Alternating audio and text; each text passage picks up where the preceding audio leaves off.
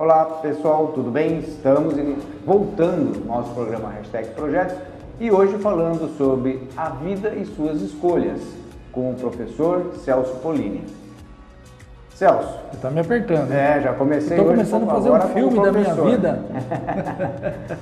Então, Celso, é bacana porque justamente a gente vai vendo que a vida passa e passa rápido e ela é conduzida por escolhas.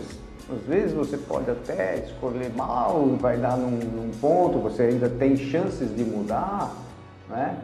E muitas vezes as escolhas, quando são bem sucedidas, vão trazendo novas coisas boas. Quando a pessoa tem uma essência boa, né, como você, acredito que você, né, uma coisa tranquila, verdadeira, do bem, as coisas vão levando, né, de uma forma harmônica e isso torna a vida feliz.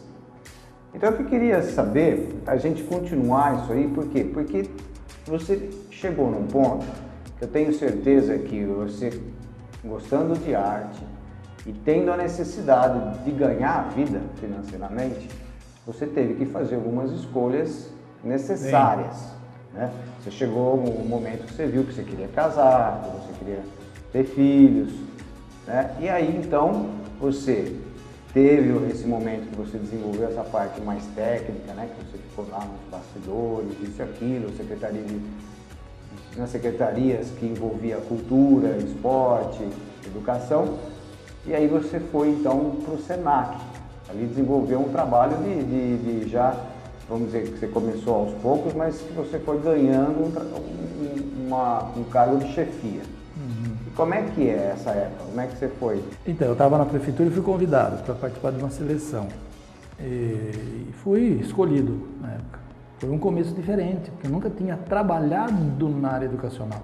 Eu trabalhava numa secretaria que fazia serviços na área educacional, na educação, na parte artística, que era o teatro, com som, iluminação, na parte esportiva, que acompanhava as delegações de Jaú para participar de jogos regionais, jogos abertos. E junto com isso também passar boletins informativos para o rádio. Você vê que tinha 4 coisas que trabalhava simultaneamente. Quando me foi dada a oportunidade de escolher, ou você fica ou você quer trabalhar no Senac. Aí eu escolhi trabalhar no Senac. E tive uma ajuda muito grande na época.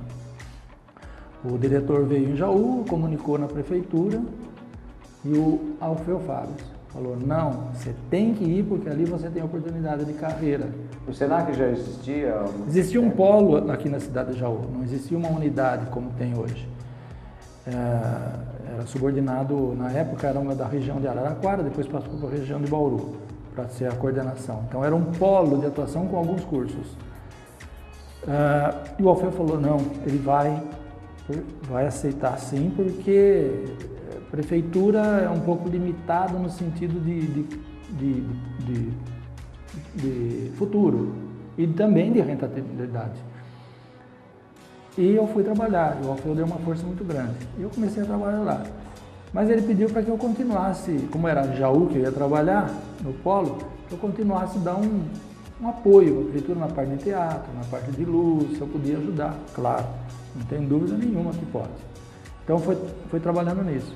E paralelamente a isso eu comecei a ter mais atividades no rádio. Estava em Jaú, comecei a trabalhar no rádio. Foi quando surgiu a oportunidade de um programa de música. Vamos falar disso já também. Você fica me apertando, eu não vou lembrar de tudo. Mas, então, foi uma mudança, uma escolha que eu fiz. Não, eu vou trabalhar no Senac, é uma área educacional. Em função disso, eu tinha o curso de administração de empresas concluído, porque tinha trabalhado no comércio. Eu fui fazer pedagogia, que era a área que eu tinha que trabalhar. Fui incentivado também muito pelo professor Terésio da época, que foi meu professor, a trabalhar a estudar uma pedagogia. Gostei demais, falei, essa área aqui é da boa mesmo, é isso mesmo que eu vou fazer. Só que dá para conciliar com as outras coisas e utilizar em todas elas um direcionamento para a minha carreira como profissional. E foi o que aconteceu. Eu fiquei muito contente de ter escolhido. Fui bem treinado, oportunidades de treinamento, oportunidade de crescimento. Eu falo que minha vida mudou quando eu entrei no Senac. As oportunidades que surgiram, E esse conhecimento que já havia adquirido nas outras áreas contribuíram muito para que eu tivesse mais facilidade de desenvolver a parte educacional. Até o aspecto de liderança, de comunicação, de rádio, que podia facilitar numa sala de aula. E essas coisas aconteceram. Porque você foi somando mesmo. Fui somando. A comunicação, o relacionamento que você já estava tendo, também o teu lado de espectador, no sentido de você via, né, o que acontecia e preparava o circo para que as coisas acontecessem, sim, no teatro, no caso, né? E isso tudo, diante depois com a pedagogia, eu acho que você, aprendendo a didática, né, técnicas, para você poder passar, né, para outras pessoas, né, no caso, como um professor que você se tornou, isso tudo deve ter sido bastante diferente de muitos que estavam saindo ali da pedagogia. Foi muito rico, realmente muito rico. Foi o que eu disse para você, foi um direcionamento na parte profissional e crescimento pessoal e profissional muito grande. Porque eu já tinha trabalhado com o público e eu voltar a trabalhar com o público de uma maneira diferente. Já tinha a parte educacional e de rádio, a parte de rádio que poderia contribuir, porque o rádio dá muita facilidade de comunicação. Mesmo estando escondido dentro de um estúdio, falando no microfone, mas milhares de pessoas ouvindo, e você tem que ser ético, você tem que ter um português adequado, saber construir as frases e levar uma coisa bem séria. Então tudo isso contribuiu para que as coisas acontecessem. Eu não deixei de fazer rádio, eu não deixei de ter a parte artística, que ainda cantava um pouco, já tinha parado, mas até então ainda tinha a parte artística de cantar.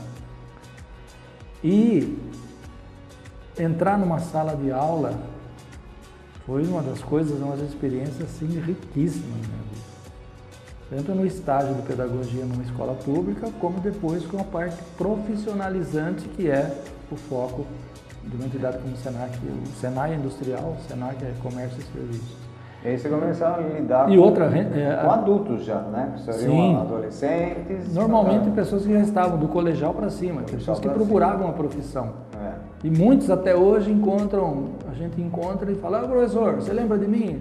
Deve ter lembrado. 27 anos trabalhando com turmas de várias atividades que tinham área de saúde, área de beleza, área de artes, muita coisa. É verdade. E era, pelo menos em Jaú, era das poucas, né? Era, acho que talvez a única que tinha esses cursos técnicos, né? Hoje existem mais escolas por aí, mas naquela época não tinha. Existem várias unidades, mas aqui em Jaú tinha, quando foi construído Jaú, tinha Jaú, Araraquara. Que não, estou falando assim, não que do SENAC existia em outras cidades, mas em Jaú não tinha outras escolas profissionalizantes, eu não lembro da Talvez época. A única que alguém querendo fazer alguma coisa profissionalizante ia buscar o SENAC. Na área comercial e de serviço, sim, com certeza. E foi aquele prédio bonito que está até hoje lá. Então, tudo contribuiu. E, paralelamente, de novo, as coisas foram acontecendo, eu fui estimulado a voltar a cantar. Mas como que eu vou cantar em banda agora? Não dá, eu tenho que dar aula, não posso ficar viajando e tudo mais. Aí veio o tal do playback, cantar com uma trilha sonora, como muitos artistas que eu vi fazem até hoje, faziam, que facilitou. Mas não comercialmente, pelo prazer de fazer alguma coisa artística. E estou até hoje trabalhando com isso. Pego uma trilha sonora e vou cantar voluntariamente, filantropicamente. Somente para o meu prazer e talvez para agradar alguma área que eu atuo. Sim. Mas, Júnior, voltando à área educacional, estar em sala de aula, estar coordenando cursos de diversas áreas, foi uma escolha certa que eu fiz na época. Porque, eu repito, acho que eu vou ficar repetitivo, que contribuiu muito para a minha vida. Foram 27 anos trabalhando. Trabalhei em Jaú, depois eu fui promovido a trabalhar em Bauru, muitos anos viajando para Bauru. Assumi o posto de auxiliar para ser técnico, porque eu tinha faculdade, eu assumi lá. Depois, quando inaugurou Jaú, que eu voltei para cá. Então, foi um período assim bastante movimentado e de diversas, com muito treinamento em todas as áreas. Muitas áreas que o Senac atua e atuava, te dava uma amplitude, uma visão de mundo, conhecimento geral fantástico. Uma cultura geral. Muito. Interessante que a gente sabe, eu também já trabalhei na área educacional e a gente sabe que é uma troca muito grande, né? Que a gente vê, muitas vezes a gente pensa, né, o professor é aquele que ensina, o aluno é o que aprende. E não é assim, só isso. Não é. Tem muito mais. A gente aprende muito com os alunos. O mundo hoje ensina muita coisa, não sei se é do modo correto, mas o mundo ensina muita coisa. Mas é um ambiente delicioso, não tem dúvida nenhuma que é um ambiente maravilhoso. E foi uma experiência realmente muito boa. E continuou com o rádio. Sim. Tem um programa há mais de 20 anos.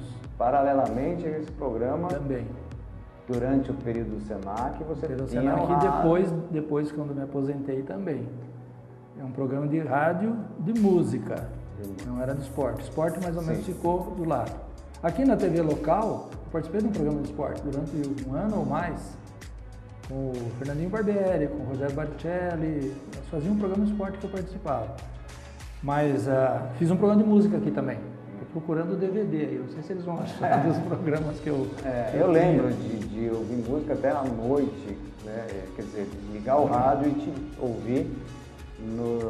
E as pessoas pediam, né? Pediam música, você comentava, né? Das pessoas que pediam. E aí, quando ainda não tinha facilidade tanta da internet como hoje, eu ia para São Paulo e me enfiava naqueles sebos para procurar informações sobre músicas, sobre compositores, sobre intérpretes, para colocar no programa. Então o programa foi direcionado para, chamava-se Roda Viva, pegando algumas coisas, tem dias que a gente se sente como quem partiu morreu, a gente estancou de repente ou foi o mundo então que cresceu? Não, Roda Viva, vai ser esse aí, que é uma roda viva, vai movimentar. Então eu buscava informações de tal música, contava um pouco da história da música que eu tinha pesquisado em livros, em jornais e tudo mais e soltava a música no ar. Então presta atenção na letra dessa música que conta isso de tal autor. Era educacional, né? Era educacional, você vê que tem coisa ligada. E quando não tinha um comentário da música, você fez uma música por quê? Porque você estava apaixonado por tal pessoa, eu consegui isso. Às vezes não tinha, mas você pegava o autor. Pegava um Tom Jobim, um Vinícius de Moraes que faziam músicas que eram poesias, que vinha o gosto, ele ficava imaginando coisas. Então contava um pouco sobre o autor. E de repente também não tinha sobre a intérprete. Capacidade do Elis Regina, capacidade de um Altemar Dutra, de Nelson Gonçalves, histórias que tinha. Então sempre era ilustrado com alguma informação. E 99% de música popular brasileira. Entendeu? Isso é bacana, não existe mais isso, né? Não sei. É cultural, né? É a arte e cultura, porque realmente era uma forma de fazer um programa e a gente saía conhecendo ou mais a letra, né, como você falou, ou o próprio autor, né, como que surgiu, como é que fez, quais características, a época que viveu, como viveu. É mais ou menos quando a gente vai na escola e aprende literatura, por exemplo, né, que a gente fica estudando os autores, isso aqui, para tentar enxergar ele com uma linha, né? Você passava isso dos cantores e autores. Porque tem muito a ver com a história de vida da pessoa. Qual é a linha de pensamento que ele tem a respeito disso? Eu tive a oportunidade de conhecer, eu lembro até hoje que eu fui um dia para São Paulo acompanhando uma delegação, quando foi mostrado aquele motor do hidroavião Jaú, que foi reformado. Estava no aeroporto de Congonhas, onde foi a apresentação daquele saguão, e tinha um amigo meu, que infelizmente faleceu, que era o Laerte Ferreira, que me falou, eu vim aqui, não sei o que, tá vendo que está sentado lá, Oswaldo Montenegro.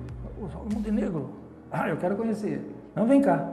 Ele tinha acesso. Oswaldo, aqui eu fui visitado, ele tinha um programa e contou sobre a característica do programa. Ele levantou, me cumprimentou, eu perguntei como é que é. Eu falei, assim, assado. Eu falei, posso perguntar sobre uma música? Ele falou, pode. Uma música de novela que você fez, chama Lu e Flor. baseado em que você fez aquela música? Aí ele contou um detalhe da música. Adivinha, veio aqui? Essa música é por causa disso, eu conversei pessoalmente com a pessoa. Ilustra. Sim. E até hoje eu faço isso. Quando tem alguma música dentro, eu vou buscar a informação dela. Porque é que você falou, é educacional. Você tem uma história. Vinícius de Moraes, por exemplo, tem histórias muitas a respeito do que ele fez. Era um poeta, mas ele tinha os encantos dele, as músicas, musas inspiradoras da época. Então isso foi também, eu vinha de Bauru, fazia um programa das 10 à meia-noite. Nesse dia eu saía mais cedo de Bauru, chegava e fazia o programa até meia-noite. Durante a semana eu pesquisava, uma vez por semana. E depois de aposentado, ainda continuei com o programa até as mudanças que acontecem na parte de radiodifusão, que diminuíram as possibilidades. Mas até hoje tem gente que lembra. E quando eu vou cantar alguma música que tem a ver, eu conto, olha, essa música é por causa disso, daquilo, outro. Vou te contar uma depois do Moacir Franco também. Ou se tiver alguma pergunta para fazer, eu não fico falando e não paro de falar dessas coisas. Esse lado realmente é muito interessante. Eu gosto de história. Na verdade, tudo isso a gente, né, remete assim, a um determinado tempo, né, quando viveu, né, esse autor, de quando foi essa música. Aí você começa a perceber que quando muitos tinham política, muitos depois de uma época que não pôde, né, calou-se a boca dos autores e cantores, né? Existia na época censura, muito mais teve a censura. rígida. Depois eu lembro que você gostava e a gente ouvia músicas mais antigas mesmo, músicas né, de uma outra época, né? De uma outra época. Que retratavam aquela época, né? Do dia a dia deles, tal, muita coisa. E você colocava ali de forma bem gostosa. Era gostoso mesmo, até a pesquisa era gostosa. Tem até hoje material para fazer. Até no programa aqui da TV local, de uma maneira diferente, que era filmado, eu conseguia o vídeo que estava na internet e procurava alguma coisa para fazer relação, fazia um comentário e era o vídeo que acontecia. Chamava-se Frente e Verso. A música é essa, qual é a história? Qual é o verso da história? Infelizmente eu não tenho, estou pesquisando, aí o pessoal da TV local acha para mim aquele DVD que eu quero ter aquilo de recordação, entendeu? E era muito interessante isso. Você contou num ponto que a gente fazia automaticamente, que é também uma área educacional, cultural, mas você está informando. Poxa, eu não imaginava que fulano e tal fez uma música por causa disso, daquilo outro. E um dia, conversando com o Moacir Franco, vai dar tempo? Será, Jânio? Vai dar tempo? Não, a gente vai ter que terminar agora, no segundo bloco. Mas é interessante, porque eu me lembro, você vê que marca essas coisas, que eu me lembro assim, na cama, deitado já para dormir, ouvindo rádio. Sim. Né? E era você. E daqui a pouco nós vamos voltar falando mais sobre tudo isso. E falar, eu vou já dar uma introdução aqui, porque quando a vida das pessoas, elas são, né, uma vida, posso dizer, uma vida feliz, uma vida de sucesso, a gente vai buscando também fazer atividades que colaboram com a comunidade, que a gente possa ajudar outras pessoas. E eu sei que você tem um lado de voluntário, né, através de entidades, através realmente de grupos aí que ajudam, né, as pessoas que mais necessitam. Então daqui a pouco nós vamos falar um pouco mais sobre tudo isso. Até mais!